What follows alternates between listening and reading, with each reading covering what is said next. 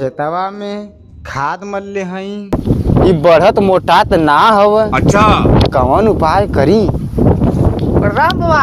खुश रहो बच्चा। क्या बात है? चलो आओ आओ। नाइस। आओ बच्चा, स्थान पे आओ। क्या प्रॉब्लम है बच्चा? बताओ, बिंदास बताओ। बाबा इनकी कौन दिक्कत है? परेशानी इनकी हालात हलादा? नहीं बाबा, हल का हल। अच्छा ऐसे बोलो ना बच्चा। अच्छा लग रहा है कि बहुत दूर से आए हुए लग रहे हो। हाँ बाबा जी। बाबा जी, जब हमारे गाड़ी में तेल रहता है चलती है, और जब नहीं रहता है तो सुखती भी नहीं है बाबा। 500 रुपया लगेगा।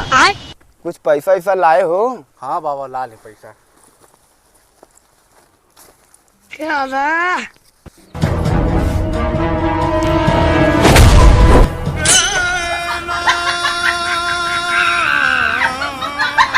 बिना तेले का गाड़ी चली? हाँ सफरू वाले। चला 500 रुपया तो ठग लेनी।